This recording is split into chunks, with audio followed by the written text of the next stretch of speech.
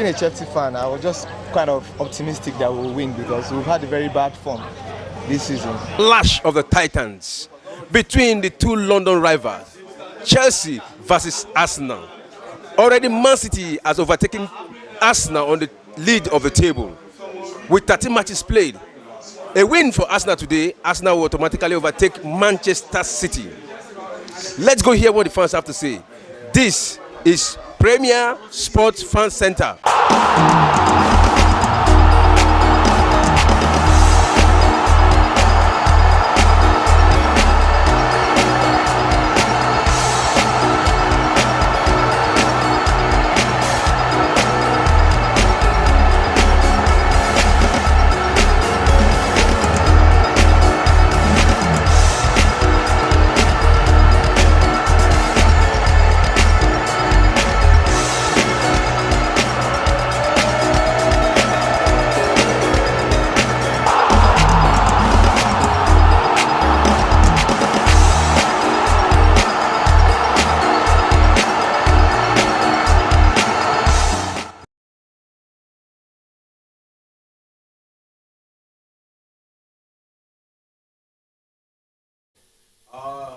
It was a very beautiful game yesterday, Nigeria versus England. And it ended in favor of England, though through a penalty kick. It was a battle, and England won the match, but Nigeria won the heart of the fans. Well, today is another African country, and that is France versus Morocco. And Morocco right now remains the only African country that is still in the female World Cup. Will Morocco also be eliminated today, or will Morocco remain the only African female team that will remain in this World Cup, just like we saw in the male World Cup, where Morocco got to the semi-finals? Will Morocco also, the female, also do the same today? That is what we will be discussing today. I'm not alone in the studio to do justice to this discussion. From my far left, today we are just two in number, and it is Yemite himself. How do you do today? I'm fine. Thanks for having me. Yeah, it's another good day to talk female football and some other things in between. So it's a beautiful day to talk football. And let's get right to it. Okay, how do you feel today after the defeat yesterday? No, the thing is, there are some things that is beyond your power. Those ladies yesterday did everything in their power to qualify, but they couldn't. So when you do something and when things happen that is beyond your power, you don't have any reason to start beating yourself silly on it. You just accept that it is fate and move on and go and try to do better so that you avoid penalties next time around. All right, so that you avoid penalties next time around. You played them, you push them to what you are good at. Goal, yeah. You don't need to wait through penalties. I know. We all knew that penalty will not be a good. Penalty is actually anybody's game. Of course. So he just went the way of England yesterday. All right. Earlier today, Colombia defeated the Reggae Boys, the Jamaicans, 1-0. Contest of goal was scored by Usmer, the captain of the Colombian side. It was a very tough battle, and the Jamaicans, actually came to play today. They played very well, but it was just unfortunate. Yeah, we all saw how the Jamaicans successfully eliminated Brazil from the female World Cup. And they're facing a Colombia that they defeated Germany. That were one of the teams that is responsible for Germany packing their loads and leaving the FIFA World Cup. It is expected that Colombia will be going into the game as a favorite to win. And Colombia also topping their group. It's also an advantage. So that made it Colombia's game to lose. And Colombia came to the party, scoring early in the second half, a goal scored by Usme. And it shows that the Colombia team is growing into the tournament. And before you know it, they are fast becoming one of the favorites. They will be facing Australia, I think. And it's going to be a mouth-watering tie. And I also hope that the Cinderella herself, Linda Sacedo, will also come to the party, and it will be a fun game to watch later this week. It'll be a fun game to watch later this week. The World Cup is just getting interesting and interesting. That's why the fact Nigeria is eliminated. Yeah. But we still feel the vibe. We will see, bringing us back to this match is another African country, Morocco. Yeah. And looking at the Moroccans and the France, they are not in the same level today. They are not in the same level when we talk about female soccer. Now we are seeing them playing together. What are you expecting in this match today? Yeah, it's the colonial masters against the colony. So, in the football world, France is way, way, way higher than Morocco. And we saw what Morocco brought. It was also France that was responsible for the elimination of Morocco in the males FIFA World Cup. That was defeated them in the semi-final, 2-1. One of those goals, I think, was scored by Kylian Mbappe, I think. So, it's a repeat of it in the second round in the women's game and in the Women's World Cup. So, let's just hope that Morocco can just keep the African flag flying in the FIFA Women's World Cup. All right, Morocco keep the African flag flying in the Females World Cup. I think we are very sure they are going to do Nigerian proud today. And this Premier Sport Fan Center, our live gisting is on. You can send your messages and you can also call. A lot of people wanted to discuss about Nigerian matches today, but the time was not on our side. You can use the opportunity today. You can seize the opportunity to call us, and we can also discuss about it and what you are feeling about the World Cup. And our number remains 090-304-99917, and you can also contribute to what is happening here in the studio. So, so far so good with the way the World Cup is going, and we have seen the number of people who have qualified for the quarterfinal. So, how is it looking like? Yeah, it's looking like a World Cup that will be difficult to predict. Because when you look at it, the favorite, the seeding, the ranking, the favorite is out. The second favorite is out. So both USA and Germany, they are out. So that leaves the World Cup open. And you remember when they were about to start, I said one of the main teams I want to go for is England. And it's looking like a World Cup that England, but their talisman, James, getting a red card yesterday might take a toll on them. But they still have some players in the arsenal to release and to take care of the game, because England will be playing the winner of this match between France and Morocco. And let's just wait to see their opponent. But England is there. Then another team that is coming up that people are not really talking about, that are doing the needful, is Sweden. Sweden is doing the needful. As in Sweden too, then we can talk about Australia. So I think then finally France. So I think between these four we'll get our winner in between. Yeah, so that means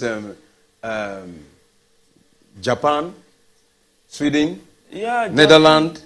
Japan is good. I didn't think about Japan, but Japan too can win. But you know, when you look at antecedents, but the way these Japanese are, I forgot to talk about them too. They can win.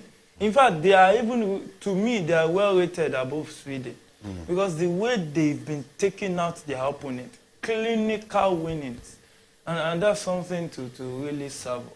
And I think they are part of the favorite too, but it will still be first in between England, now Japan, and I'll be tilting towards the host, Australia, before Sweden. Okay, this is the last match of the group stage for us to get those who will qualify for the quarterfinal. Already we have in Netherlands, Sweden, Japan, England, Australia.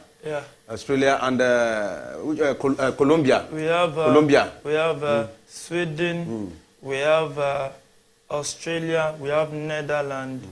We have Japan. England. We have England. We have Colombia. And we also have this team that won yesterday morning. What's the name? I'm trying to. That one yesterday morning. Yeah. Okay. There's a Sweden one yesterday. Sweden, Netherlands. Yesterday morning. Yesterday morning. Okay. Yesterday morning. It's Australia and England. Australia, yeah. Australia. So when you have those teams now, Colombia has joined them today. Then we see who will win between France and Morocco today. And the World Cup is living up to its billing. Everybody is coming to the party. No underdog like that anymore. All right. Let's quickly look at the starting lineup of the Moroccan side. The Moroccans are playing 4-4-2 tactical formation, and the France side, the French ladies, they are playing 4-4-1-1. Yeah. 4-4-2 is the tradition. France just scored against Morocco. France just scored. Is France won? The goal is scored by Diane, their top striker. And let's just hope VAR doesn't have something to correct there. Let's see, it was a clear goal, and you can see Pedro, the coach of the Moroccans, trying to make some. Look at the move there. She passed through from the left side. It was properly walked, and she had that cross, run into the field, cross, and that's a clean goal. There's no doubt about that. How was she left unmarked there? This is beautiful teamwork. Beautiful teamwork. Well planned, well played, well passed, and they got that goal. And they are ahead of Morocco, 1-0 in favor of France. So a lot. 16 minutes. 16 minutes. Do you think Morocco have the ability to stand France? I don't think so. My personal opinion. I feel that Morocco has done well, debutant at the World Cup, getting into the knockout stages. It's something to cheer. It's something to even go home with their head high. And France is one team that is one of the favorites for this competition. They have players playing at the best clubs in Europe.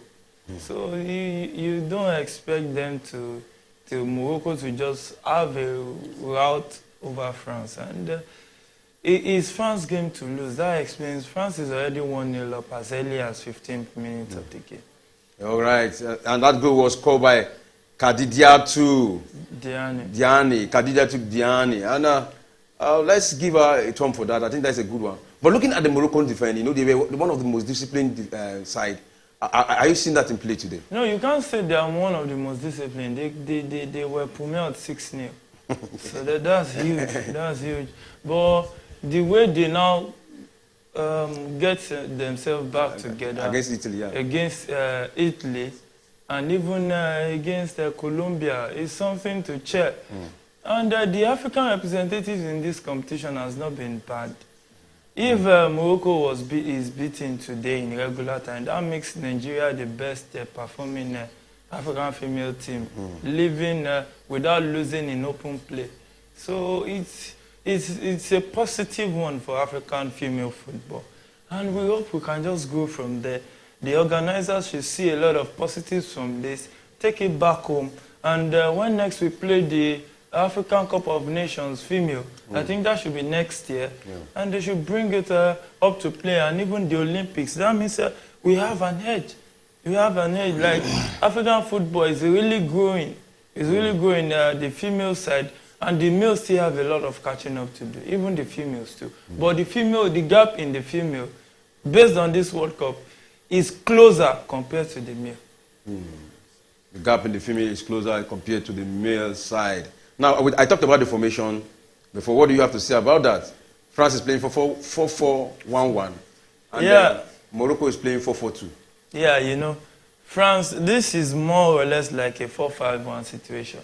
France just want to dominate the midfield. That explains, if you look at the statistics so far, France has had the fair share of possession, 68% to 32%. And when you look at it like that, you see that is the reason why Hervé Renard actually put more bodies in the midfield.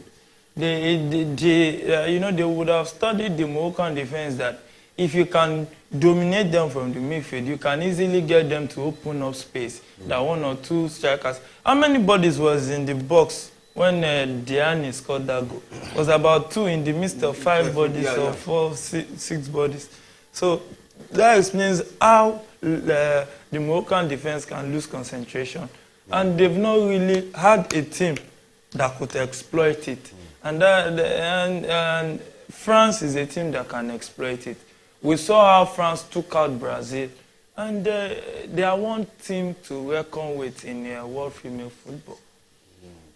One team to welcome. Okay, talking about the coaches, you know, the Avi Renard and the Pedro, they are both experienced. Yeah, both French. And that's an opportunity for France. But that could be ruled out for offside. But the person that was off did not make any. No, she was blocking the play. If she's in an offside position, blocking the view of the goalkeeper, it might be ruled out for offside. Let's see what the referee will say. Yeah.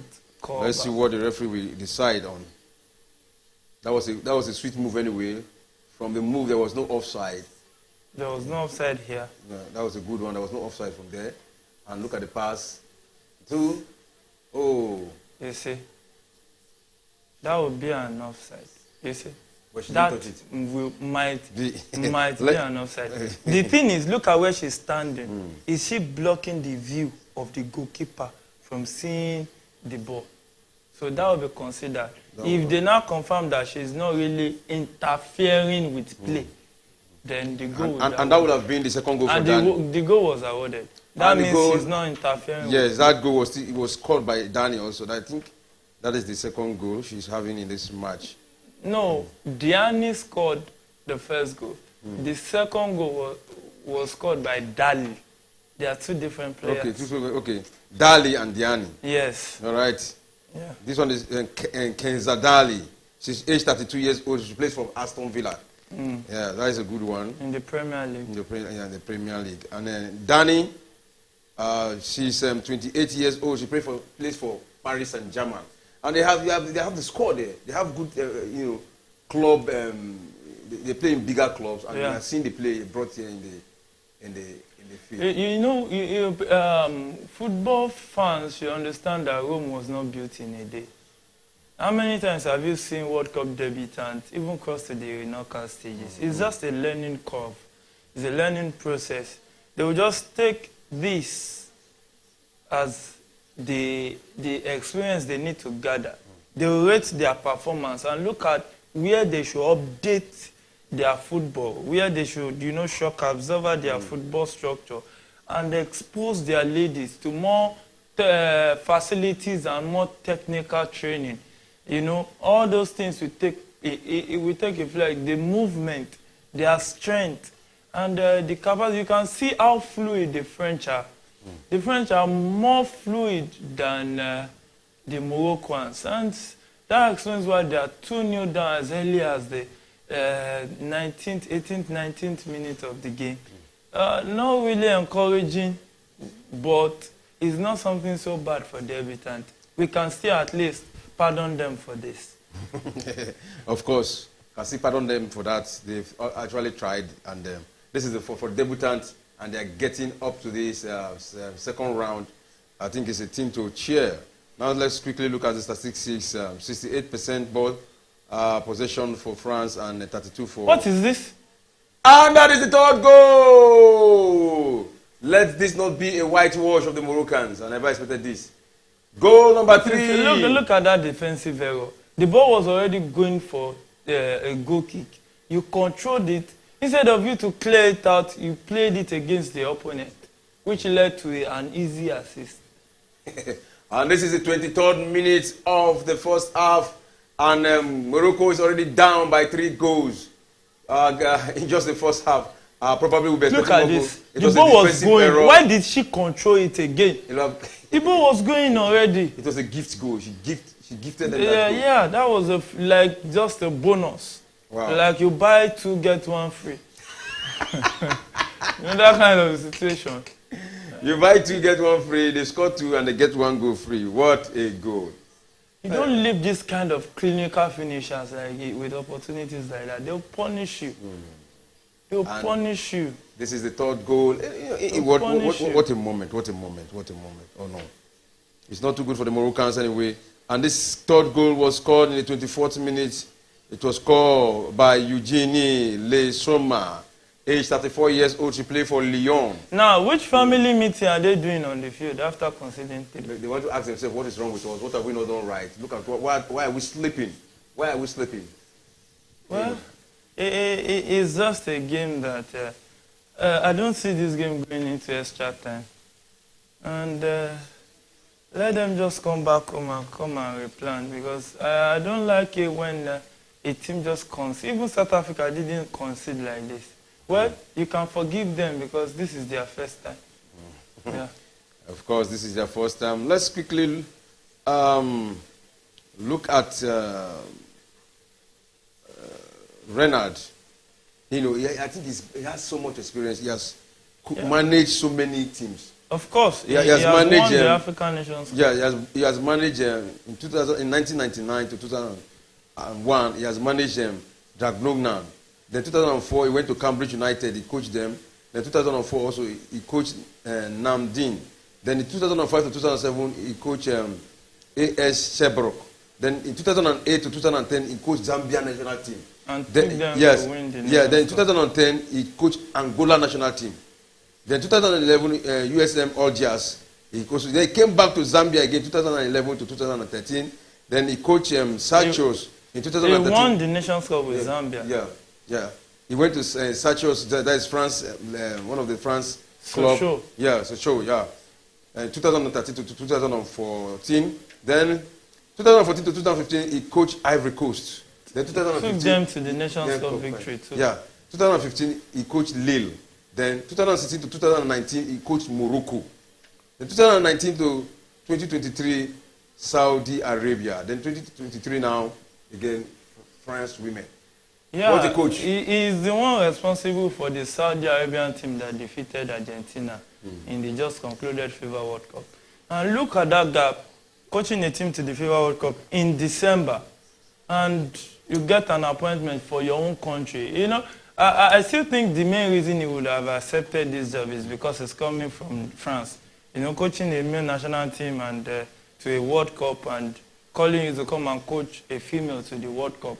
You might want to beg to differ because there are two different kind of football in strength and tactics and capacity and stamina. So, but accepting the job, and looking at the way the French national team are playing, you see that he's been doing a good job so far. France is one of those teams to reckon with. You sometimes begin to ask, why does some coach does not last in the team? You see a coach coaching for 1 year, 2 years is out, 3 years is out. He has coached up to 1, 2, 3, 4, 5, up to 10 different teams and clubs. Some coaches, like for instance, look at Pep Guardiola. His only Man City, he has stayed longer than 3 years. So when you look at like some coaches like new challenges, he left Zambia after becoming the African Cup of Nations champion. He left Ivory Coast too after becoming so there are some coaches that they want new challenges. They want to begin to grow, because when you take on new challenges, you start expanding your CV. Now look at how large and how rich his CV is. It's because of the choices he has made while in the process of his football career, and it has really spoken volume for him. And he has done a fantastic job so far with his football. He has some medals and some success to show for it. That was a good chance for France that she stagnated there. And so far, the game so far, France, Morocco, the game has been one-sided.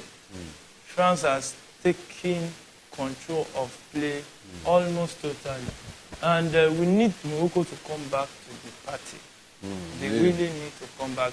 Because now, it's like all the colonial masters that Africans were facing, they all lost to them. Netherlands defeated. South Africa lost to Netherlands. Nigeria lost to England narrowly yesterday, though, but he lost.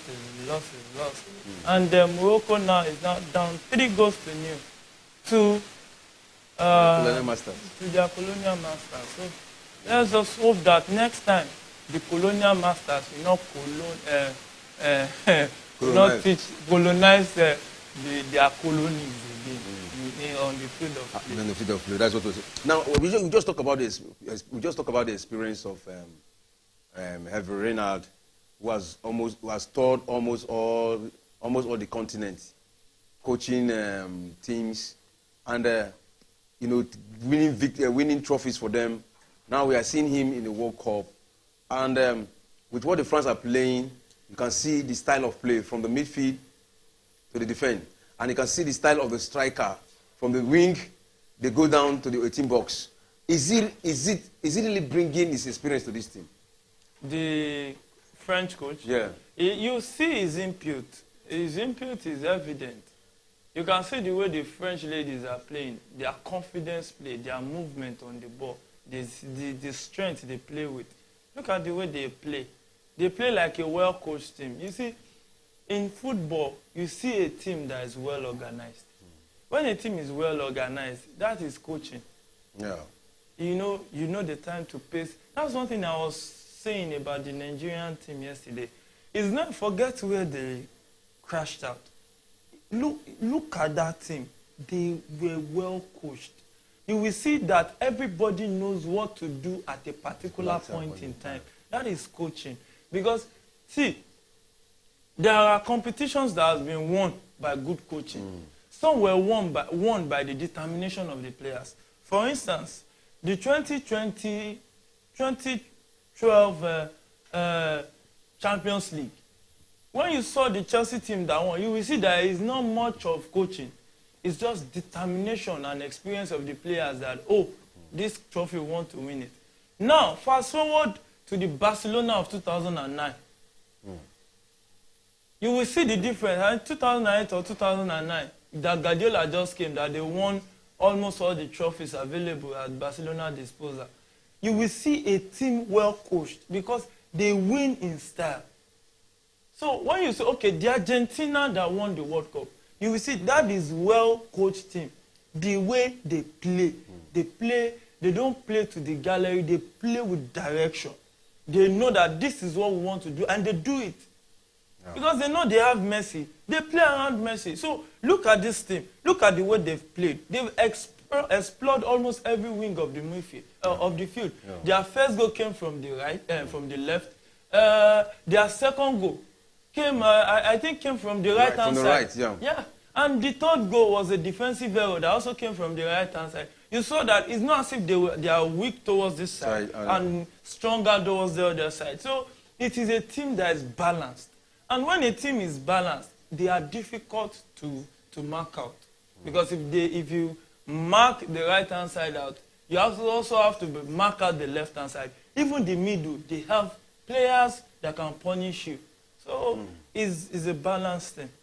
It's a balanced team, yeah. And well coached. Well coached. This is Premier Sport Fan Center. Remember to subscribe. And also, remember you can call in also to be part of this show. Let's talk about the World Cup, the FIFA World Cup, your observation, what you felt, how you felt yesterday when Nigeria lost out through a penalty kick. And what's your expectation in this match? The last African standing, that is the Moroccans. What are your expectations? And the way it is going right now, it is 3-0 in favor of France. You can call in to make a contribution. And our number remains 090-304-99917. And you can also send in your live chat to be part of this show. Now, talking about the referee, Tori Penso, from USA. He has been, she has been good in this in the past 35 minutes. And what do you have to say about our officiating? Yesterday, there were a lot of controversial moments, but a call from the VAR were able to correct them. Yeah, the referee so far today has been good, but I still don't know why the VAR didn't really review that second goal for obstruction. Yeah. But so far, it has been fair officiating from the referee. it's just the result you're seeing is just more of the brilliance of the French female national team. And we just, England against France pairing, will give us one of those fixtures we look up to and say, okay, these are World Cup fixtures. And let's hope that the fixture will live up to its billing. All right, now Moroccans are 3-0 down. What will you, if you are the coach, what will you tell them to do right now? Now, the thing is, you are playing a team that is very good attacking-wise. Number one, you need to limit your errors. This team, if you commit 5 errors, they can punish everything. You see, just one error, they punished it already. So that is the kind of thing they are playing. So when you want to look at it now, you will want to go forward because without scoring, you're out of the competition. Yeah. So now it's time to take risk. But when you are taking risk, you have to avoid errors in your defense. So mainly now, you play 6 players up front, then 4 defensively. And there will be a midfielder that is offensive. Offensive in the essence that she goes forward and pays backward, joins the 4 players in the division. Pays forward, it will be like 3 defenders at the back, 1 pivot. Then the other one will be offensive, going to and fro. That's why you need a player that is energetic. Then you play 5 ladies up front so that you can get more bodies to score a goal. But they also have to join the defensive duties. Wow, they also have to join the defensive duties. Now we have seen, because the way it's looking like Morocco will be out too in this World Cup in this stage. That is the second round. And no African has gone past this round. South Africa, Nigeria.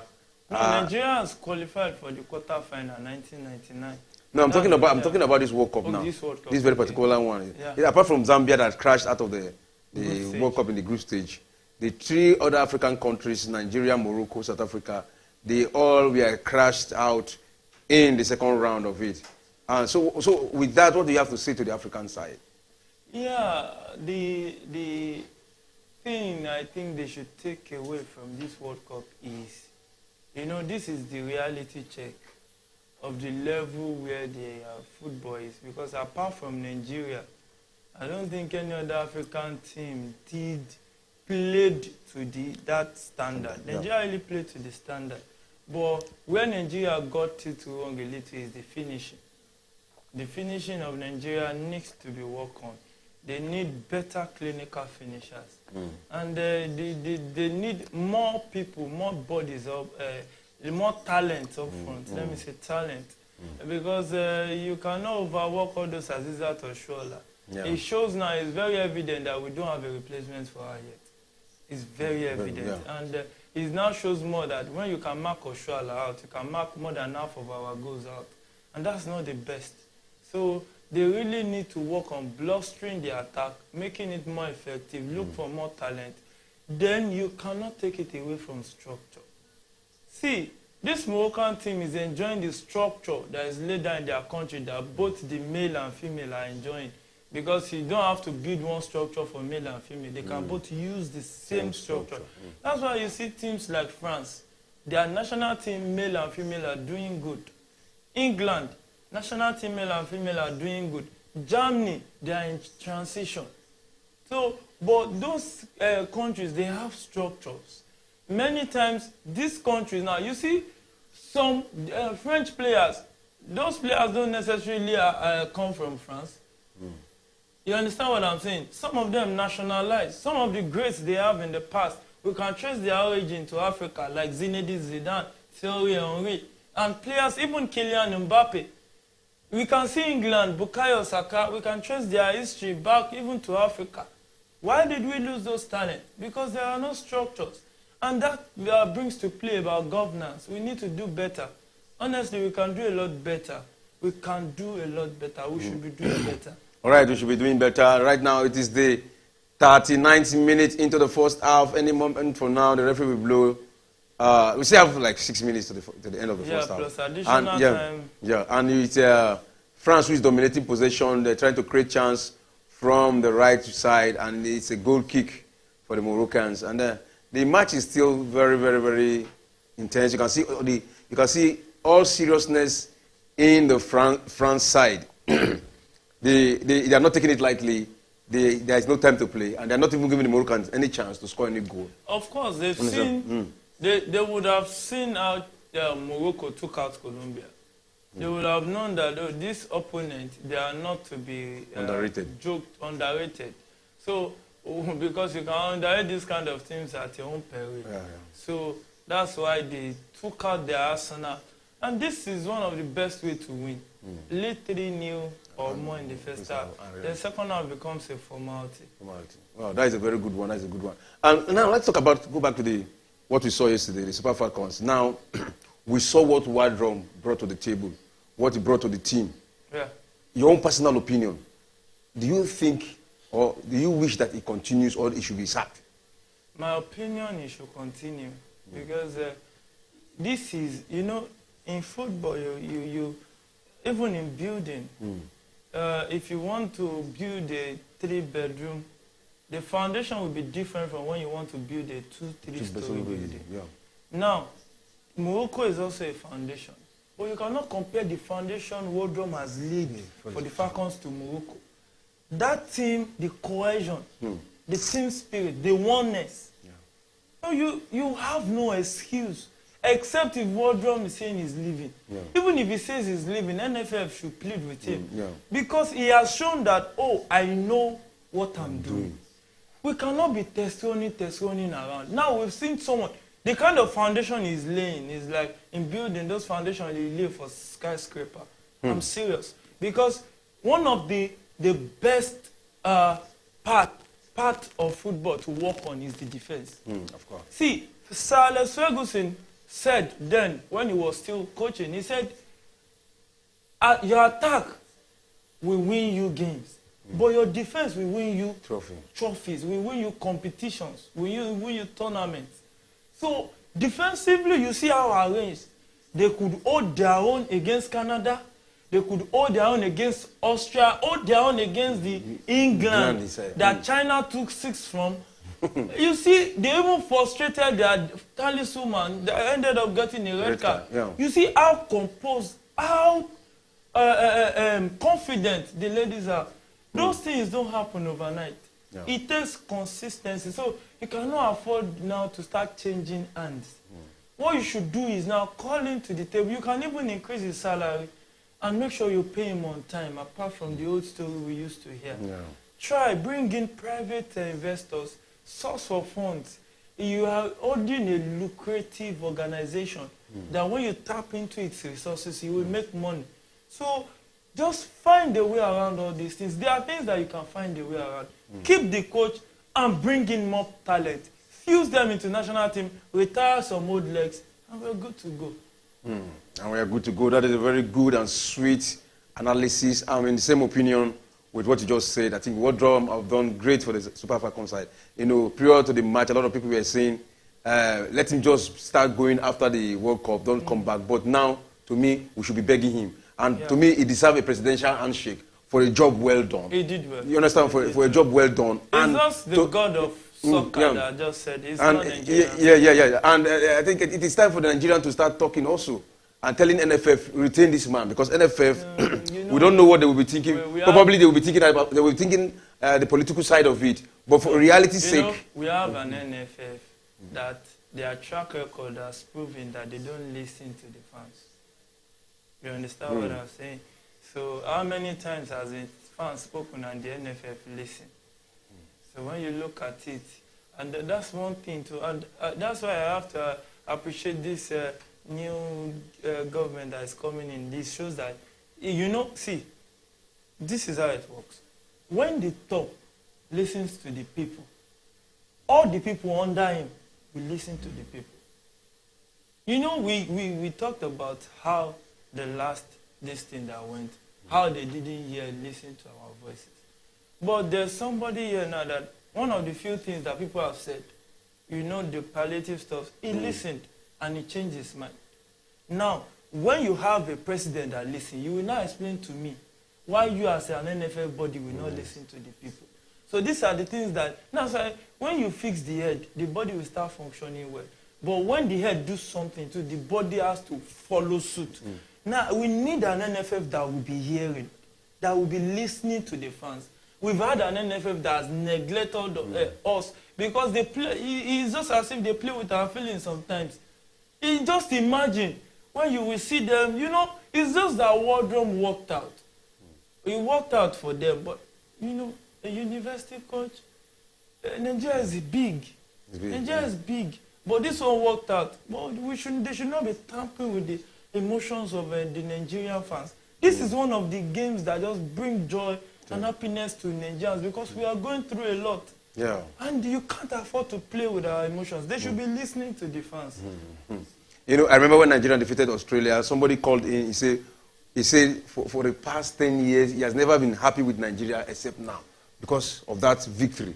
That he just feels relieved as if something was taken, a burden was taken out of him. I think sport is a thing that, you know, every government needs to, it's so beautiful. And most especially when you are winning or when you are doing well. Okay, now, I've not seen any Nigerian who is complaining that, Super Falcons did not try. You know, every Nigerian praising them. You know one thing about this whole thing? See, there is this feeling that football will bring to you. I remember the year Chelsea won Champions League, I was going through some stuff, kind of moody and all. You see that night Chelsea won the Champions League, it changed a lot. The excitement, the joy. You see, there's something that football brings. It's an emotional game.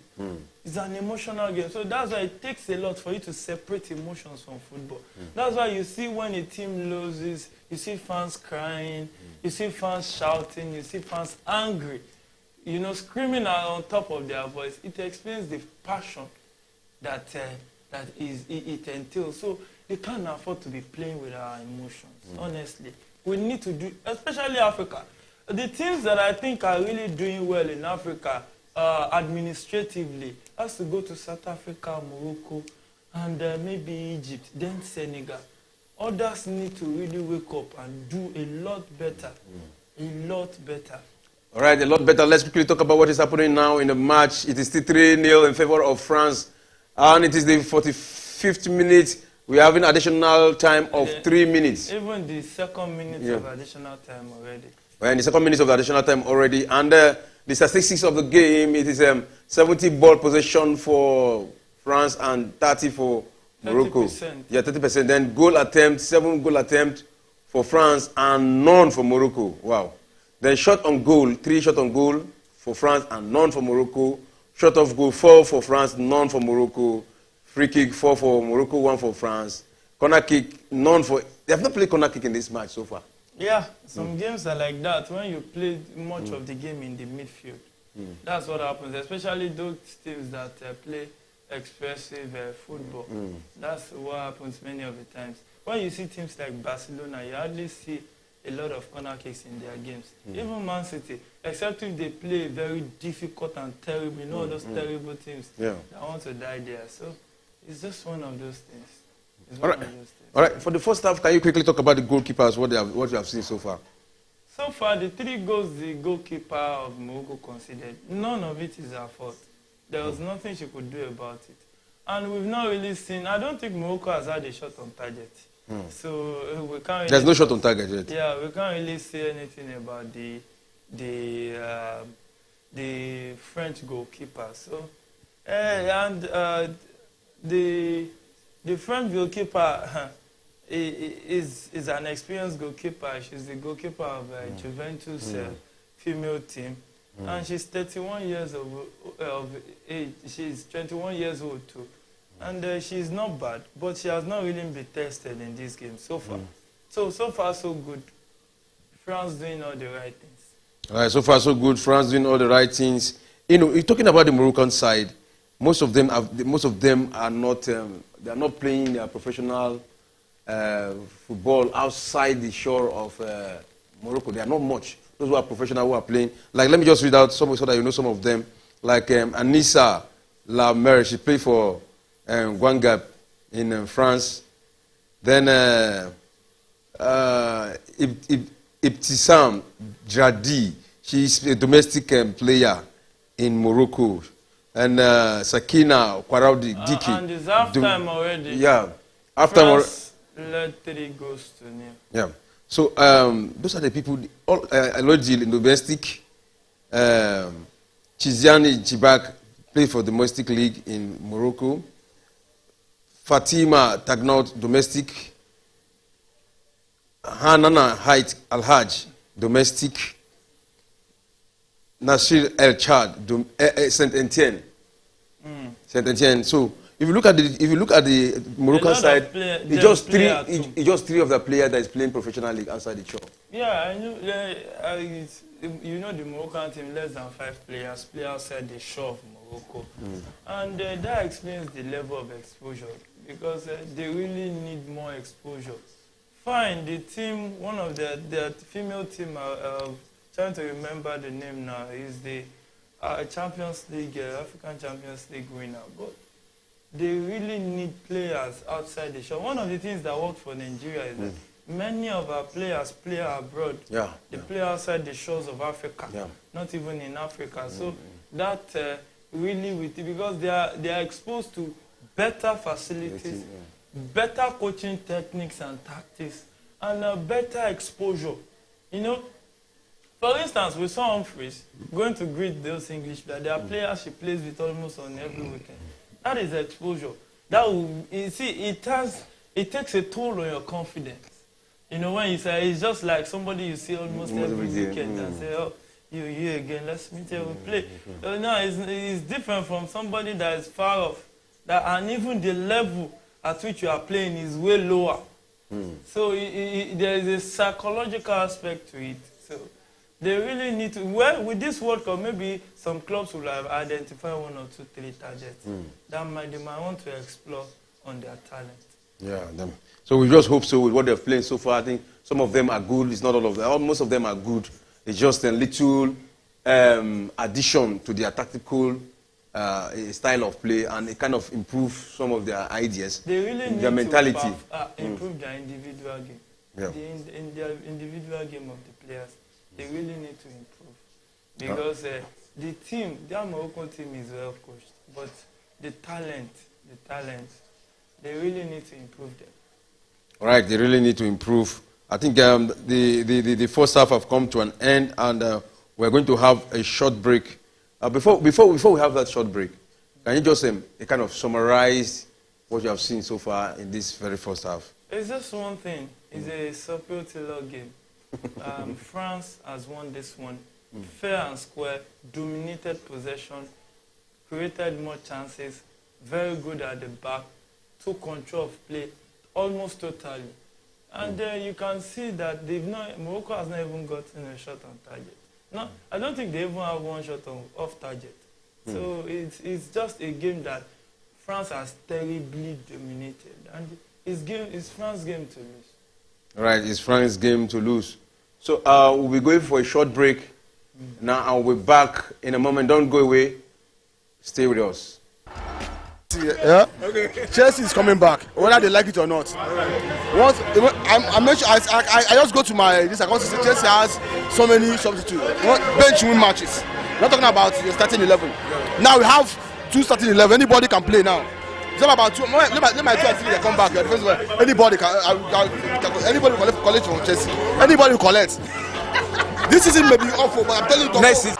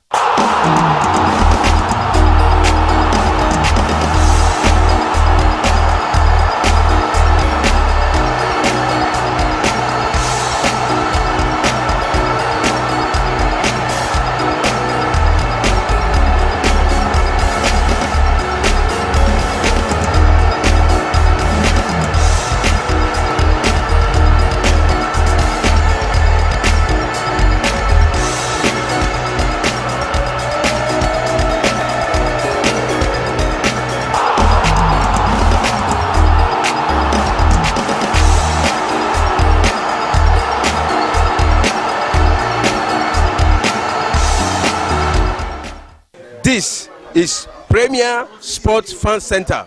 My name remains Ekbenwe. Don't forget to subscribe.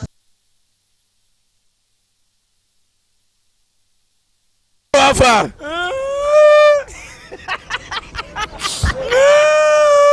It's okay. This is a strong Man U fan.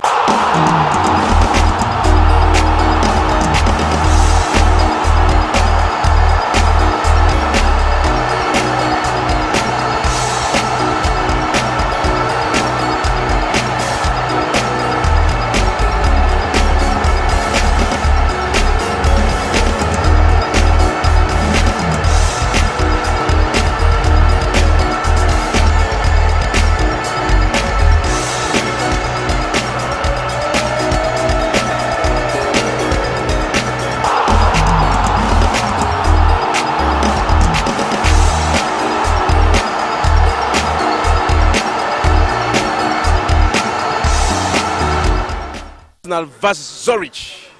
A win for both, automatic qualify. A draw, also qualify. Let's go hear what the fans have to say. This is Premier Sports Fan Center. My name remains Ekbenwe. Please don't forget to subscribe.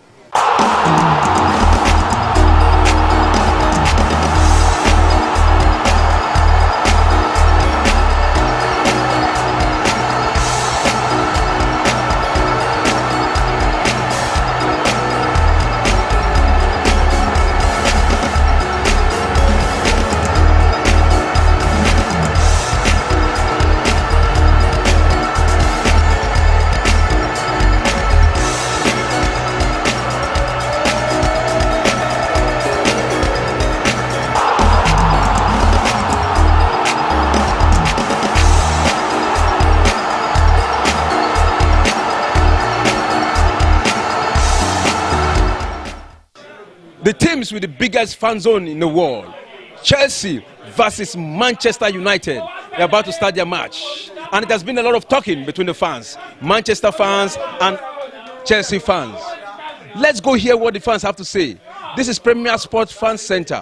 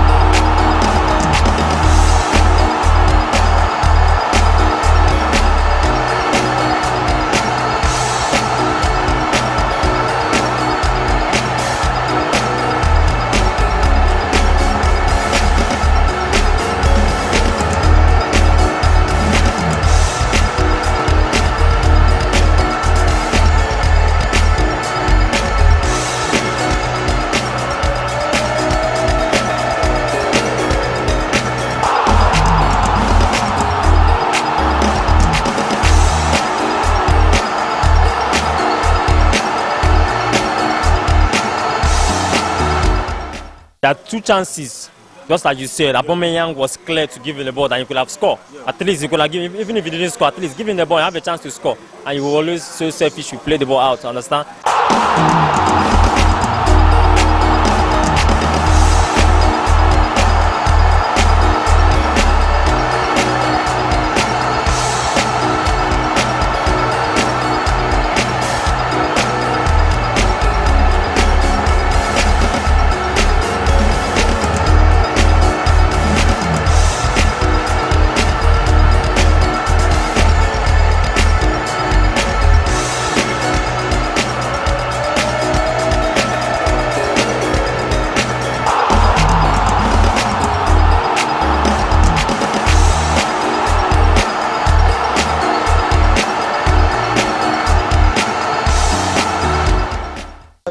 Being a Chelsea fan, I was just kind of optimistic that we'll win because we've had a very bad form this season. Clash of the Titans between the two London rivals, Chelsea versus Arsenal. Already Man City has overtaken Arsenal on the lead of the table with 30 matches played. A win for Arsenal today, Arsenal will automatically overtake Manchester City. Let's go hear what the fans have to say. This is Premier Sports Fan Center.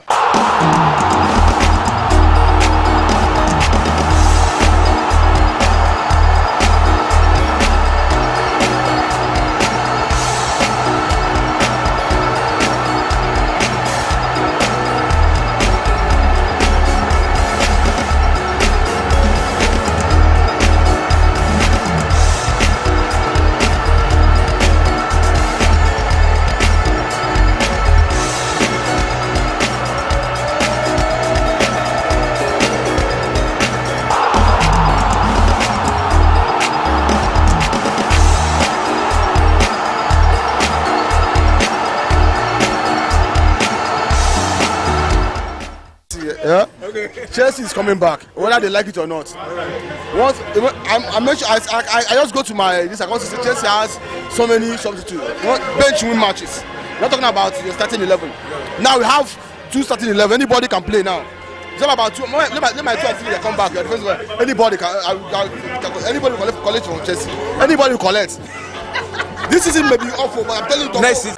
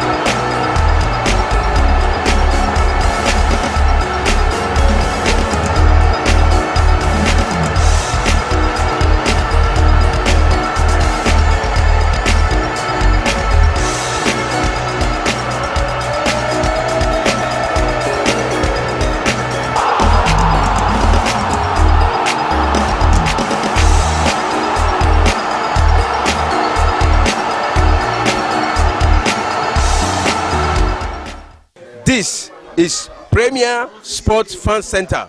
My name is Benwe. Don't forget to subscribe.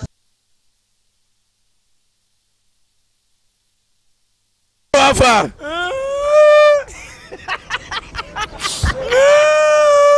It's okay. This is a strong Man U fan.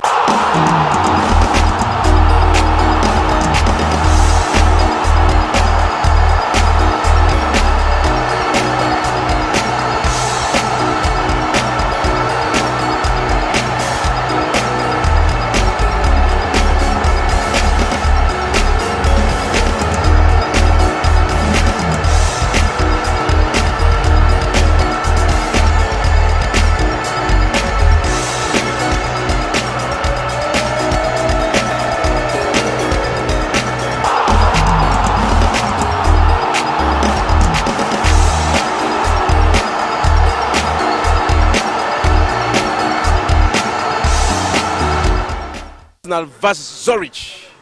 A win for both, automatic qualify. A draw, also qualify.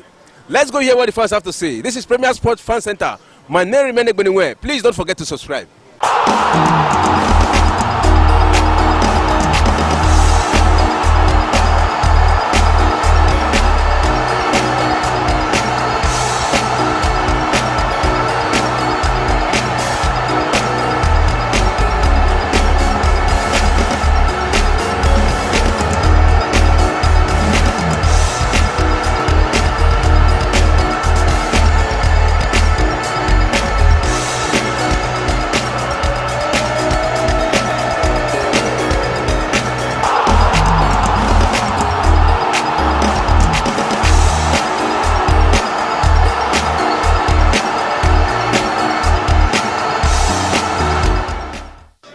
The teams with the biggest fan zone in the world, Chelsea versus Manchester United.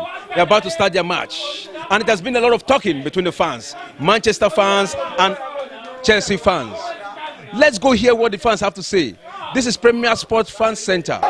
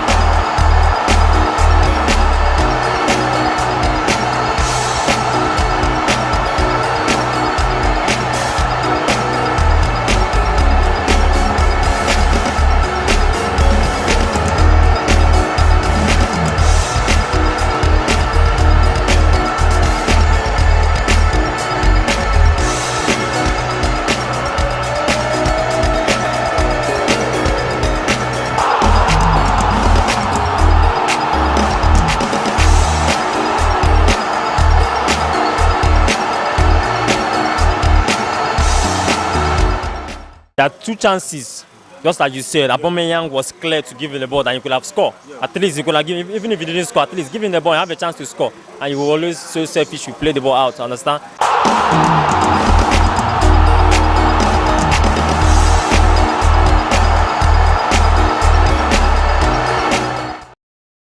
Come back to the second half of the show. The first half ended 3-0 in favor of France, and we can see the Moroccans, they are back with a new spirit right now in the second half of the match, trying to score. But I don't know the possibility of them equalizing this match. Do you see it possible? In football, anything is possible. We could remember the miracle of is it Saudi 89, the Nigerian under-17, equalizing a 4-goal deficit. So anything is possible. We saw Barcelona, even on a two-legged affair, coming back into the game from a 4-0 demolition in the first leg. So football, anything is possible, but how realistic is it? A team that wants to come back, you have to see it in their desire, in the way they play, in the way they attack the ball, in the way they move forward in numbers, tactically, horizontally, triangularly, and all those ways. And you can see the Moroccans! Oh! What a movement for the Moroccans! Yes, the second half has a reason. The second half, like I said before, I've seen them, I've seen their move. It's like they've talked to themselves. The coach have done a great job on them, and they have told them that, look, girls, fight for your pride. You don't need to go down like that. At least a goal should be good, okay for them. You know, our first touch was not good enough. Our first touch was not good, and the goalkeeper came out at the right time and was able to have contact she had contact on that ball to destabilize the striker, so that and at the end of the day she got a goal kick for that. Yeah, that's why when you are coming out for a one-on-one situation, you have to time your run. She got the timing of the run right. That was why, because the first touch was meant to dribble the goalkeeper, but the goalkeeper was smart there, coming out at the right time, and that has done them a whole lot of good. And you can see the France attacking the cross, but it headed out. Oh, to the wrong person and the shot! Oh, what a block shot for the... And so you see that the way it is now, Morocco knows that if they don't come out to play and score goals, they're out of the competition. So they need to come out. They need to play. They need to play. All right, what you are seeing now, the Moroccans, are they better than what you are seeing on the field now? Have they played better, or is it that the brilliance of the French side is outshining them? The thing is, it's not just about shining. You are playing a better side. The French national team is a better side than the Moroccans. It's not as if the Moroccans are bad, but they are just playing a better side. That's just what I'll call it. Because when you look at it, the way the French players are set up, the exposure, the clubs they are playing for. So you just have to say they are way better. Sorry, they are way better than the French and the Morocco national team. Way better than the Morocco national team. Somebody's missing my hijab girlfriend. The job reference is there for the let me see. Let us quickly look at the substitution bench. Why I'm not seeing her. And she's there. She's the number 3 there. All right. It's like today she's not wearing the hijab. She's wearing. That's her. Look at her. Okay. Yeah. The left side ahead. She's the one now with the ball. Yeah. Okay. So that is good. All right. Let's quickly look at the bench, the substitution bench of these Moroccans. We have Amani, Arousa, Ayani, Badri, Bontini, Chapele, Chabi Berima. Her name is Benzina. Yeah. Kasi. Yeah.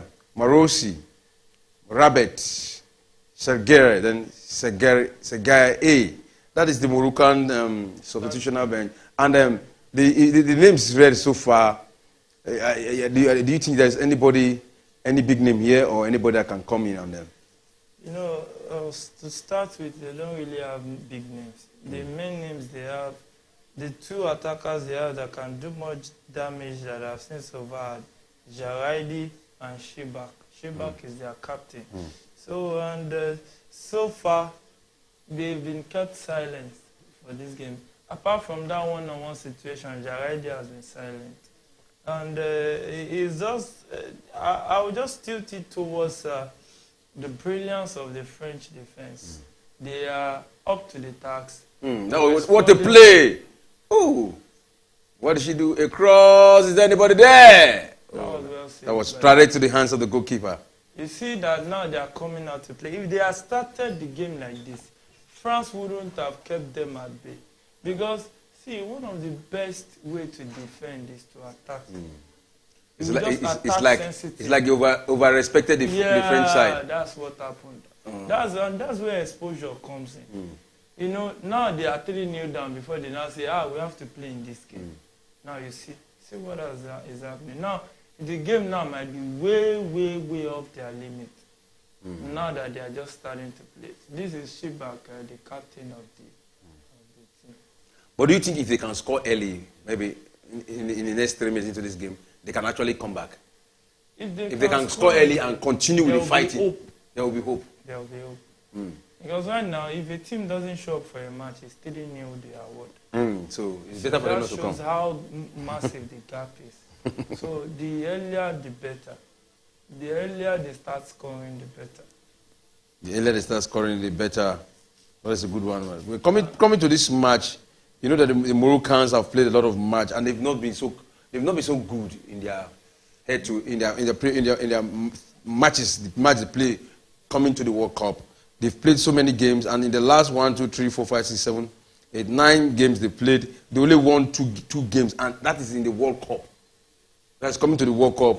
They played against Germany. Germany defeated them 6-0. They played against Jamaica. Jamaica defeated them 1-0. They drew with Switzerland. They drew with Italy. Romania defeated them 1-0. Then Czech Republic defeated them 2-0. But when they came to the World Cup, they defeated South Korea 1-0 and defeated Colombia 1-0. When you look at, especially that South Korea game that I saw, they were just lucky to take away that 1-0.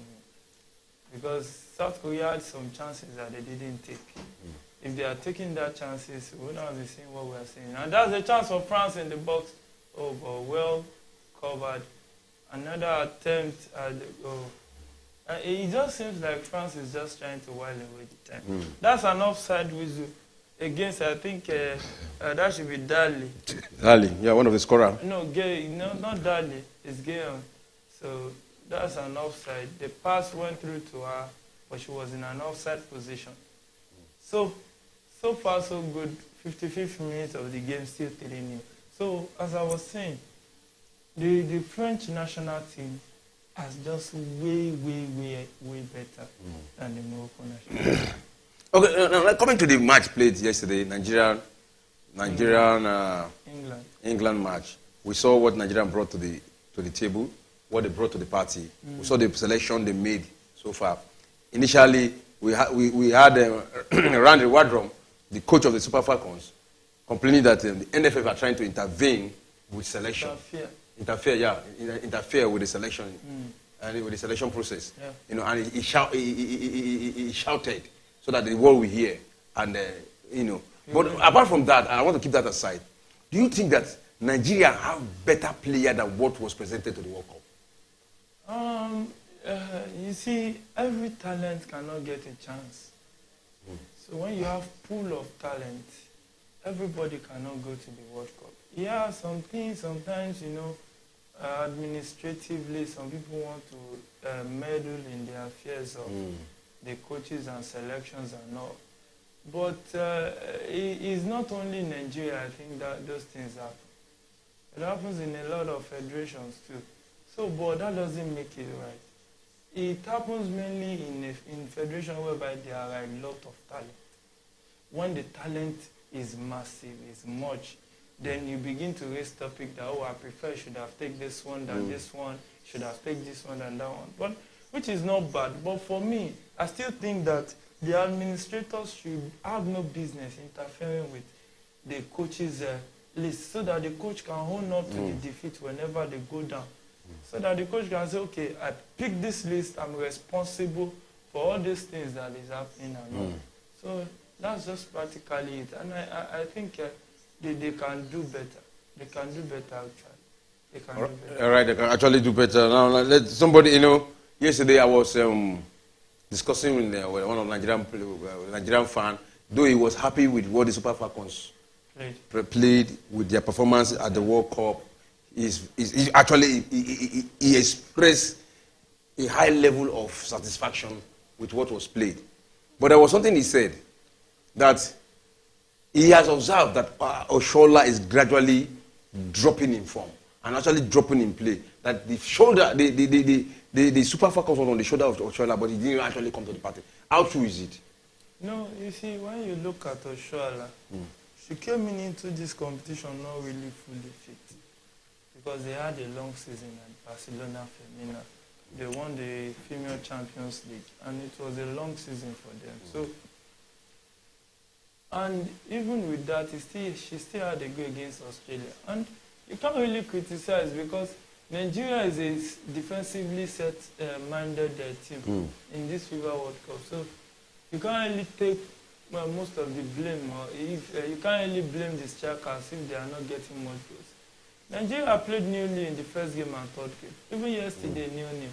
That explains that Nigeria is good, very good defensively, but the attacking pressure. Oh, what a moment for the Moroccans! But the goalkeeper was out. Good one. Continue. So you have to say that the pattern of the coach has a lot to do with defensive mindedness, because they really need to be well aware of their defensive frailties and their defensive duties too. So when you see a team arranged defensively more than attacking wise, those things are not far-fetched. They are things that they happen a lot. So I can't really blame my sister. I can't say that it is now time for her to start Nigeria to start looking for a replacement. I'll just say that we just need to work more on our attack so that she can get more passes. We need more creative attacking midfielders that can do the dazzling and moving and set out good passes. She has good runs. Yeah. You could see her yesterday, 4 ladies on her. If there were another Aziza to Shuala, they would have divided into 2-2. So that would have reduced the workload on her. Honestly, I don't blame her.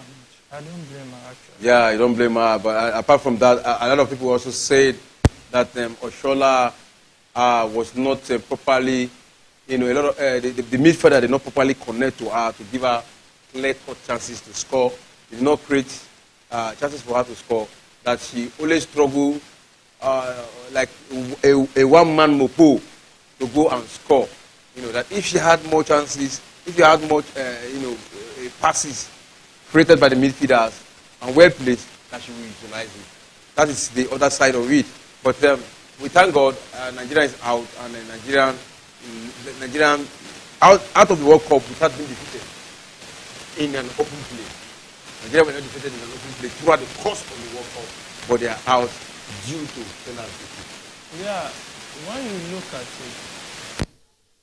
look at it, in an open play they didn't get defeated. That's one of the ways you want to lose in a competition. You don't want to lose in a way that they will be whitewashed and all. But in actual sense, it is good one. That shows that, okay, we can actually do this.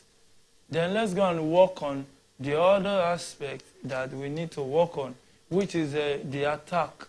Nigeria needs to bolster their attack. They really need to do more attacking-wise. Because when you look at it, the chances were lost. Some of them we should have converted, because if it was England that had those chances, they would have converted some of those chances. So that explains why we really need to improve on our attack, especially creative midfielder. The work was too much on Tony Payne. We need another creative midfielder so that the attacking, and you know that when you attack well, your defensive duty, the pressure on your defense will reduce because you will keep your opponent at bay. They will be doing more of defending than attacking. So that is why you need to work on your attack too. The same way you have to work on your defense, so you need to balance it. You really need to balance it. So, and I still feel that there is a lot of work to do in our national team.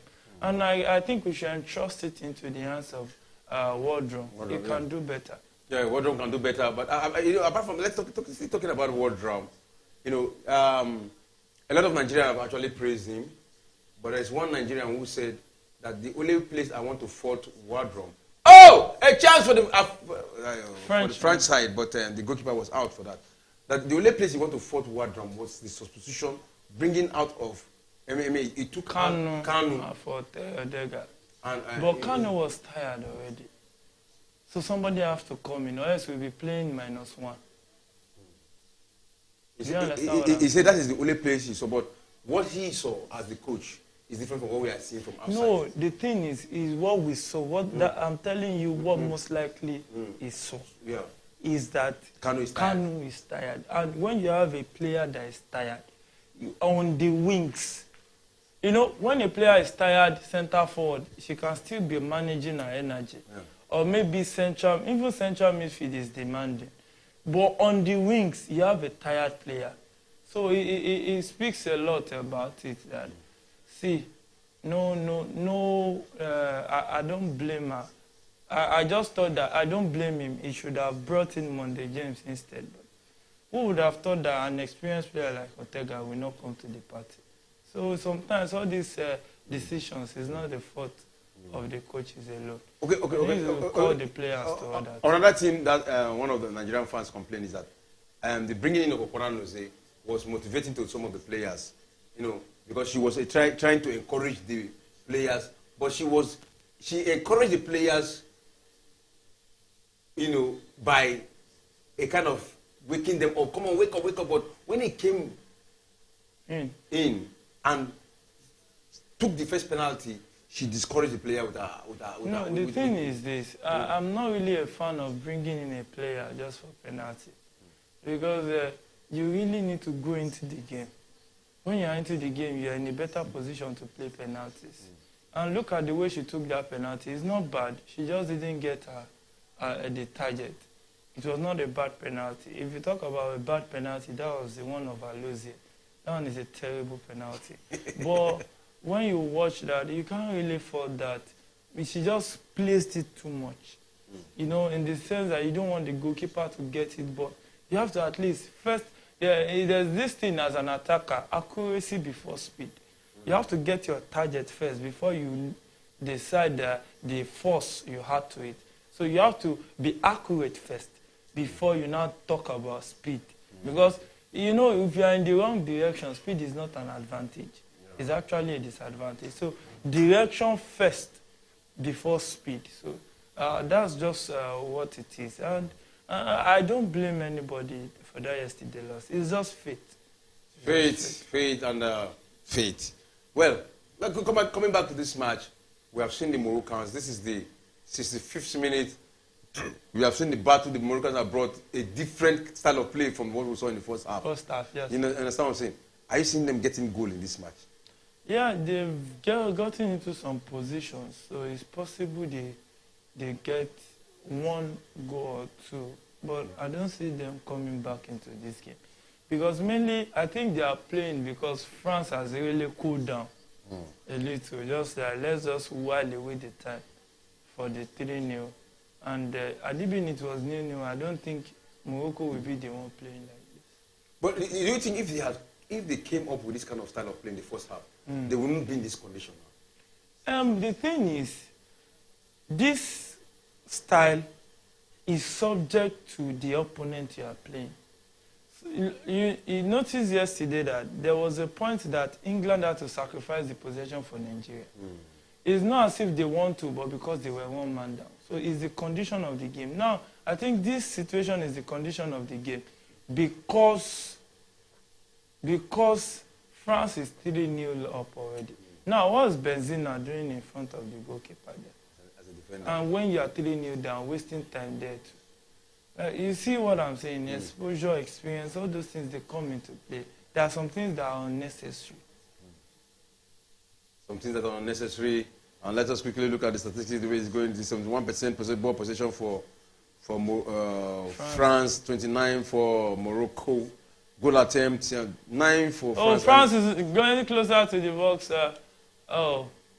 She was stuck there. And it's France who is trying to score. Who's trying to penetrate the defense. And what is Morocco doing now from the midfield? She has options. Right. No one in particular. Yeah. She passed that ball. I remember the coach I used to train. When you said pass like this, he would say to who? To no one in particular. That kind of pass is a to-who pass. Who did you send it to? That means you just set it out under pressure. Just to let me leave. Because, when we are with the ball, all eyes are on you. Yeah. And it is France who is trying to counter a shot. But that was an easy one for the goalkeeper to stop. That's a good one for the goalkeeper to stop. And that is number 7 for France. Ran through 3 defenders, 1, 2, 3, 4, and played. Ran through Benzema. Maybe she has gassed out while it was the catcher. The name is spectacular. All right, it is France all the way from the left wing. Oh, that's a foul. Oh. That's a foul. But that shouldn't have been a foul. Because she's the one who ran into the Moroccan. No. The Moroccan blocked the one. It's a foul. The Moroccan blocked the one. Look at what she did. Look at that. Look at what she did. She left the ball. Okay. In football, it's the ball you play to. You see what she did? She went for the player instead of going for the ball. Yeah. And that's a foul. And sometimes even a yellow card, depending on referee's discretion. You see, after that advice, if she does that kind of thing again, it's a yellow card. She will be booked. So, what kind of African Nations Cup should we be expecting in the next episode? Yeah, we'll see a Nations Cup with more female teams that want to. Even the African teams that could not qualify now will be itching to come and make a stake. You see more African teams investing more in their female football. A chance for the French lady. Oh, in the box. Oh, across the. Oh, well blocked. Well blocked by the defense of the Moroccan. So you will see more African countries. You will see like Senegal now. They want the African female team to come up the ranks. Yeah. They can see what Morocco, Zambia is doing. Regular suspect has been Nigeria and South Africa, then Cameroon. So they too, they want to come up. They will be encouraging more females to come into the game. And that will be good for African football. And you will see that many of them too, we want to, we will have different teams that can be favored to winning the competition. Not like those days where Super Falcons are the favorite. Well, always dominating. Yeah. No. In this very particular World Cup, which African country are we missing? That we are missing? Yes. I don't think there's any. Yeah. I don't think there's any. Are we not missing Cameroon? Are we not missing Senegal? No, not really. A chance! Oh, a goal! Goal number 4 for France. What a goal. 4-0. France, 71st minute of the game. 4-0. France up. And you can see Renard. He should be celebrating that. Oh. You can't really say much of that. What will they celebrate again after 3? That's a good goal. It was not an offside. That was a good goal. What was the defender waiting for? First of all, if you look at it, it's a defensive error. the defender actually passed the wrong. Oh, look at that. So sweet. It was free. They freed the player. She just bended it to the back of the post. That was so cheap a goal. Yeah. They left her she was not marked. The positioning of the goalkeeper was also wrong. No, the goalkeeper, you can't really blame her. The cross went deep. The cross went deep. She will run in front of goal, but she couldn't just get to it. So it's just a defensive error, leaving that French number 9 free in front of goal. And they should be doing better, actually. Soma. The name of it is the French side also trying to create a chance from the midfield there. I don't think we've seen any seasoning in this second round. For even 3-0. Have we seen 3-0? No. It has been battle all the way. Yeah, 1-0, 2-0, penalties. We've seen 2 penalties. Yeah. Penalty shootouts. That's Sweden, USA. USA, then Nigeria, England, Nigeria. Then we've seen 2-0 from Netherlands. Australia. We saw another 2-0 for Japan. No, it was 2-0, 3-1. 3-1, yeah. Japan. Yeah. Oh, I think we saw 4. Was it 5-1? 5-1, Spain. Spain, yeah. 5-1, Spain. That was a 4-goal margin. So let's just see if this will not break that record. We hope so that it does not break the record. And let's quickly talk about the referee. This is 4-0. Out of these 4 goals, can you just analyze how they all came? Is it defensive error? Is it good overpowering of the defense or overpowering of the formation of the Moroccans? Or is it just sheer individual brilliance? How did they come about? No, the thing is this. The first goal was just a team move. You could see the triangular play, the 1-2-1-2 that led to the cross and the positioning of the striker. Many of those kind of goals are training ground routine. And that one came through. We saw the second goal. The second goal too was just a cutting kind of pass. Sent it. Some people will call it skibo, the nickname. Sent it into the box, and there was a player there to connect with it. And the third goal was a defensive error, because the player has no business bringing that game back into play. But that was a defensive error. Oh, that was a good chance. Oh, well saved by the Moroccan goalkeeper. Then this fourth goal, just the sheer brilliance of the number 2, picking a player and setting the ball to Soma, and Soma doing justice to it. So it has been mainly about a better team. France is way better than Morocco. And Morocco has had no answer to every of their questions. So it's been good so far. And it is the France side who is attacking the game, but this time around, the Moroccan goalkeeper came to the rescue. So the game is gradually running to a close. 75th minute of the game. France 4, Morocco 0.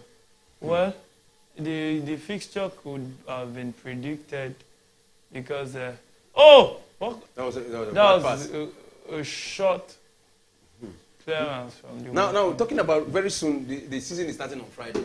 The English the European season, the Premier League. The Premier League will start, the La Liga will start this week. The Bundesliga will start, and the Bundesliga I think will start next week. But and, mainly La Liga, the Ligue 1, and the Premier League will start. And we'll be here to talk about all the top teams, to discuss their all the fans should be getting ready for that. Yeah, this season. Here at Premier Sports Fan Center, we talk about the marquee fixtures, the important fixtures, the season determinants, the season fixtures that will have a go-to effect on who wins the league. We will be here to talk about it. We will be here to give people even tips, predictions, and all. When you support your game and you win money, to go along with it, there will be freebies on this channel, on these programs, and there will be most likely a review and a preview show. it will be extensive. We'll dig deep into it. And, you know, the match watching part is giving you games that you can stake your money on. And with games that have been predicted with calculated risk, you know, it's not just risks that you just pick one all around. It's a calculated risk. So you can make money from it. So it's going to be a very rich and filled season. So they are just announcing the attendance 13,551 in a capacity 57. 13,557 in a capacity of 16,500 at Adelaide. It's not That bad. is in Australia. I think it's a very good one. It's not And that is one thing you have to give. That's one credit we have to give to this World Cup. The attendance has been top notch. I think it has surpassed every other World Cup. You have to consider the fact that it is two countries coming together. It is two countries coming together, and so it makes it easier for fans to troop in and watch some matches. You know, it's not Another as if chance! Oh! France has just missed another chance. Diani just lost that chance. One-on-one with the goalkeeper, and it was missed. Yeah, roofed it. One-on-one with the Ballooned goalkeeper. it over the bar. All right, our number still remain 09030439917. You can be part of this show. And don't forget to subscribe. If you are watching us, wherever you are watching us from, subscribe to be part of this show. Even Avi Renard there was disappointed. He was disappointed. And the viewers can join the conversation on the live chat. Yeah. They can just send their opinion and we'll read it live on here. It makes it sweeter. Yeah. Yeah, when our viewers join in on the conversation, like yesterday, it makes it more fun. Yeah, it makes it more fun. And the Moroccan side, you know, the way it's becoming clearer that the Moroccans are going home. And that is the end of the road for Africa. You know, I said it's a Sokwe case because when you see a team that can come back, sometimes you'll see the signs. And it's not as if the game is in a narrow margin. 3-0 is much. Now, for the bookies, this is a win both half case. Yeah, and with mouth-watering out. So the only African team that really tried so much is just Nigeria. And they really, other teams tried too, but, you know, South Africa losing 2-0, not too bad, but 4-0 is, but we can exempt them because they are just a newbie in the World Cup. Second outing in the World Cup. Morocco, this is their first. This is the first one. South Africa is the second. Yeah, no, South Africa is not a newbie. So far, it's not your first time. You are not a newbie. So, but Morocco is a newbie in the World Cup. So you can forgive them for this. African performance generally at the FIFA World Cup is not bad for the female folks. And it's just a foundation they can work on and begin to build their structures that can make an African team win the FIFA World Cup. Yes, they can make an African team win the FIFA World Cup.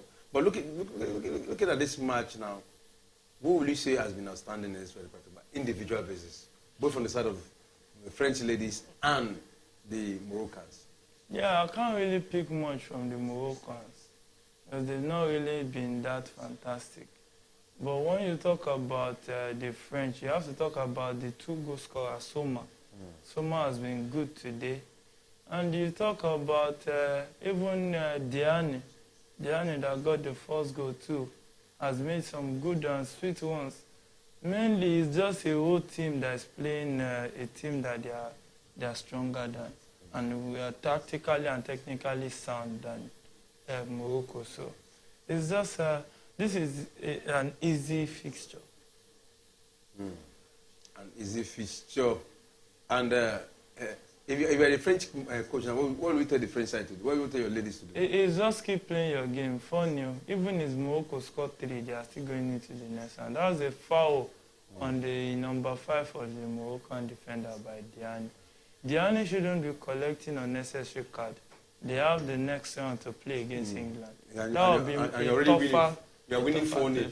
Yeah, that would be a tougher test. So they should not collect.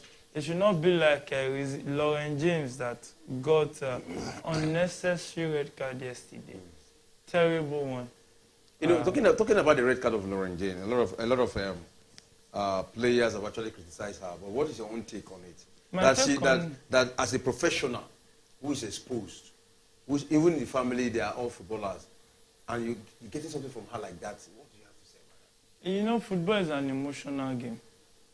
So sometimes you tend to lose your head. Because people think emotion is just about crying out, being loving alone. Anger is an emotion. So she just lost her head. Frustration too is an emotion. She got frustrated and she did that. The funniest part is she must have finished doing it before she realized. It happens in football. You elbow a player and elbow is a red card. You've done it because of frustration. So you can lose your head. Nobody should take her to the cross and crucify her. She's not Jesus Christ. She's made a mistake. So you should just correct her. And I think she might get an extended match ban for that. But she will learn from it. She's just a striker. She's just 22 years of age or 21 plus years of age. She's still growing. That's part of making mistakes is part of growth. So they should not crucify her. And I think she can still do better. God's willing. And she can become a better player too. With her hard work and concentration to service. She can do better. And I think England has more talent to actually do some damage. But the way it stands now is like she's out of the World Cup. Because if they qualify, this is the second round, they've qualified to the quarterfinal. After the quarterfinal to the semi-final, that is the second match. Then after the semi-final to the final, that means she's out of the World Cup after getting 3 match ban. She's not going to play again. Yeah, she will rule her loss. Yeah, she will rule her loss. Those are the things. That's why they call it disciplinary. It's meant to make you feel sober. And what way to feel sober when you miss the remainder of the tournament? On a player that is a contender of the player of the tournament. So she will learn her lessons and come back and become a better player. All right, come back to become a better player. So the Moroccan side, it is clear that they'll be going home. Yeah. What will you have to say to them? And what do you have to say to them in their overall performance getting to this level? Not bad for a debutant. Not bad. Getting into the knockout stage. Really encouraging. And I think they can do better than this. But they have another 4 years to go and work hard, correct their mistakes. You can see their fans cheering. They know that they've done way more than expectations. So they just need to just watch their lapses, grow their player technically, tactically, exposure, play more friendly matches, go toe-to-toe with the big ladies in the female football game. Make sure they grow in their experience of the game generally. And that's an attempt from France, well defended by the Moroccan defender there. So at least they've not conceded 5. And, they've not considered 5, but they've considered 4. Yeah, but it's not yet 5. So a team considered 5 now. So their own is not that bad. Switzerland considered 5. That's a bad pass, and the French side, we are attacking the game from the left side. She quickly crossed the ball, but nobody. I once thought the French national team heard me say they've not considered 5 and they wanted to add to it. So, but on the counter, Morocco is now on the counter, trying to set the pass. You know, one thing is their final passes.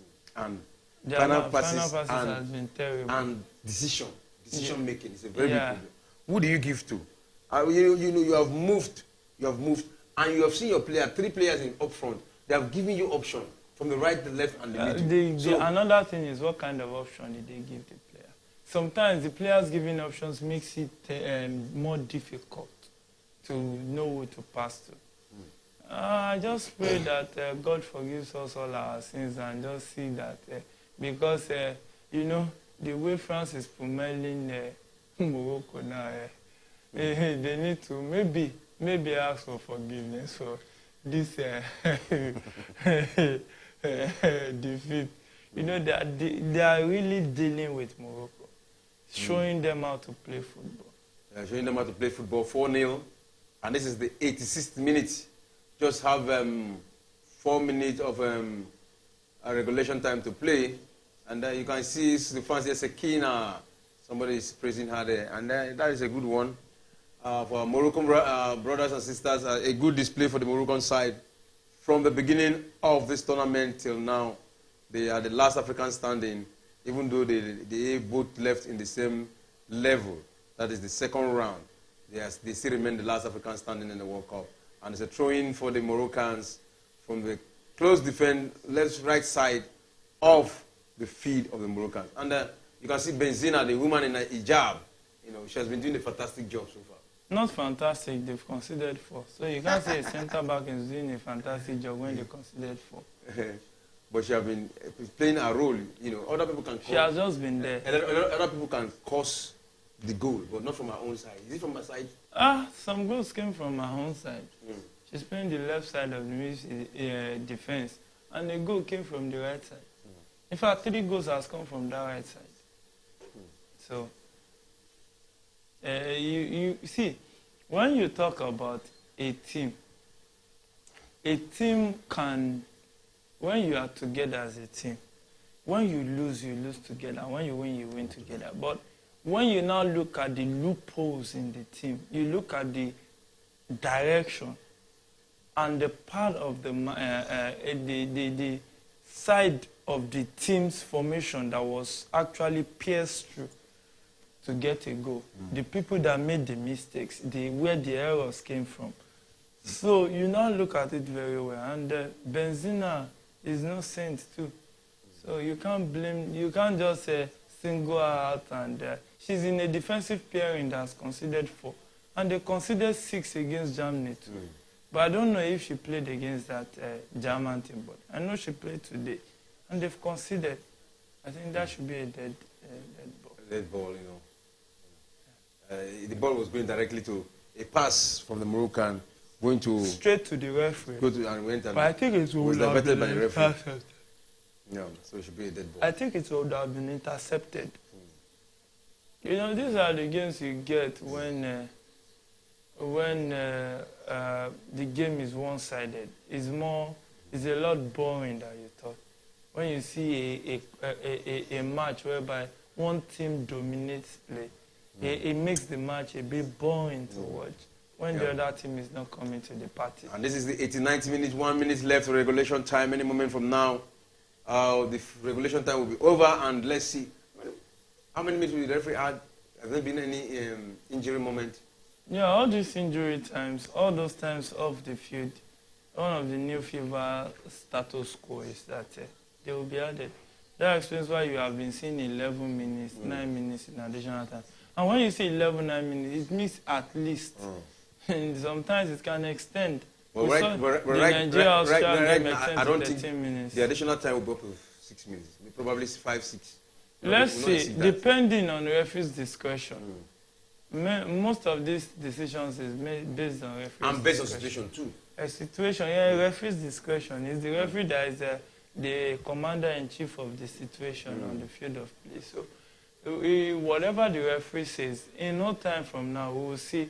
We are already in the 98th minute of the game, the last minute, and we will see what the referee will, how many minutes the referee will have. Because adding too much minutes might mean France might be adding to the sometimes, like in a situation like this, after this match, probably you see some Moroccans crying. But they have not actually played what they're supposed to play. So why will you cry? It's like I see it always even in Nigerian squad. They said I saw Alozie crying. They needed to cry. If Nigerians cry, they deserve to cry. Because when you play very well, you exert a lot of energy and you lose pain. You know, losing on penalty is very painful. I've experienced it. When you lose on penalty, it's extremely painful. So it's different from when you lose 4-0. Do you know that if you lose 1-0, it's painful? But when you lose 2-3-0, you shouldn't be crying. That's what when I do see those things, when you lose 3-0 and you are crying, I say, why are you crying? Because you already knew that you already lost. So why the emotional? Well, some people are emotional. You can't take character from all these things. People bring their character into play, but when you are losing scandalously, for me, there's no point in crying. All right, there's no point in crying. You can 3 see minutes additional 3 time. minutes additional time. I said it's not going to be more than that. And you can see the French coach trying to bring in 2 substitutions, trying to bring in 2 fresh legs, probably, yeah. Just want to introduce them to the next. They have already won it. Yeah. So just bring in your new players and let them feel the touch. Let them feel the spirit of the female World Cup. That's what he's they doing. already did the damage, the necessary They already done the damage, and you can see some young lads coming in for the French side. Let's see what they bring to the party. And that is Roger Renard. Renard, right? Roger Renard. Yeah, the coach, and you can see him. He has done a good job. I think it's time for you to just calm down. You already got the victory. They have already qualified to the quarterfinal. Yeah. That's there among the eight. Yeah. Congratulations to France. For me, I'm congratulating them because I don't see any miracle Morocco will do here that will hinder France from qualifying. So, congratulations to France. They'll be facing England.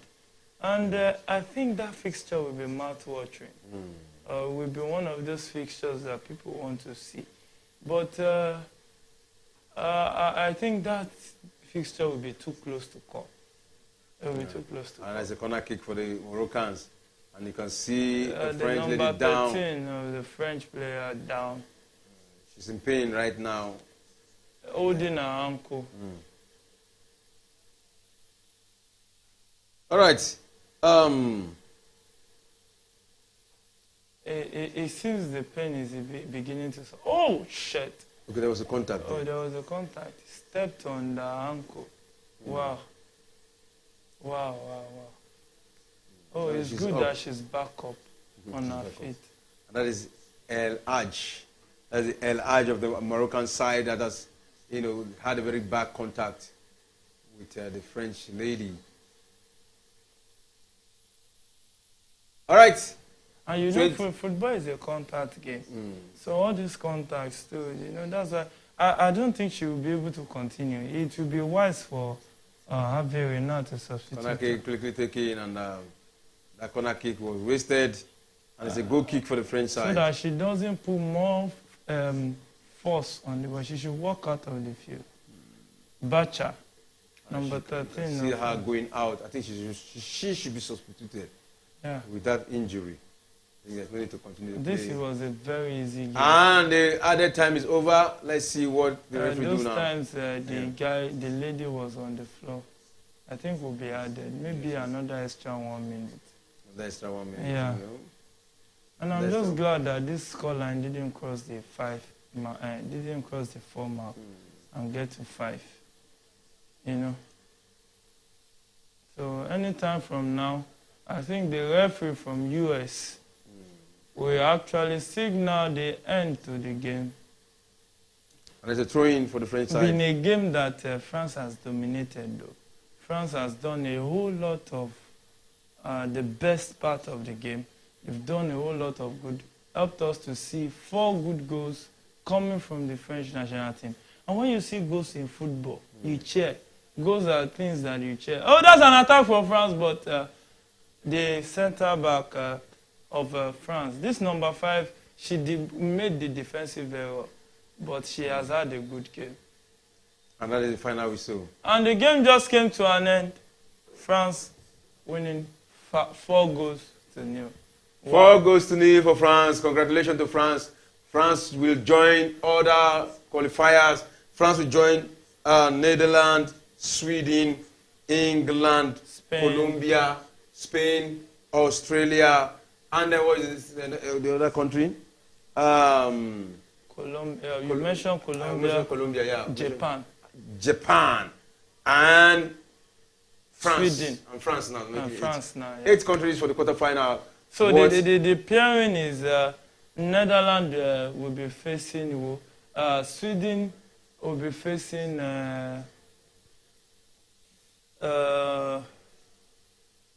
trying to remember. We get that to them.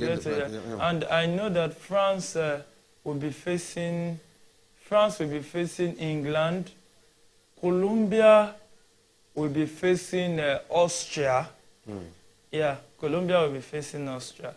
So there's some of those quarter-final fixtures already that will be watering our football appetite. All right, that's the final whistle. So before we close for the day, can you just summarize what we have seen here today? And again, France dominated to and fro from the beginning to the end. Congratulations to France, a victory well deserved. We'll see them in the next one. And Morocco, take all the lessons you can from this World Cup and go and build for a better World Cup 4 years to come. There's still time to prepare, but you know, time reveals. Good things don't happen in time when you don't work it out. You have to work towards it. You have to do your needful. You have to invest. And you have to do the right things at the right time. So the African teams needs to go and do more. And you can see the coach smiling, not crying. You know, you can do better. So congratulations to the two of them. One is winning, and the other one has been taught a lesson. All right, one is winning, the other one has been taught a lesson. Now, the 8 countries is clear to us now for the quarterfinal, which will begin any moment from now. I think Friday or Friday. And I remember also the English Friday. Premier League starts on Friday. And the treble winner, Manchester City versus away to Burnley on Friday. That match will be played at 8 o'clock. And we'll be here to cover it. Don't forget to join us live to be part of that show. And they should not forget to subscribe. Yeah, don't forget to subscribe. And don't forget to join us on Friday. Well, that's how far we can go. Thank you for coming to the studio today. Thank you for having me. It's a pleasure talking sport alongside the gaffer. All right. And so that's how far we can go for today. For now, it's bye from us. See you on Friday.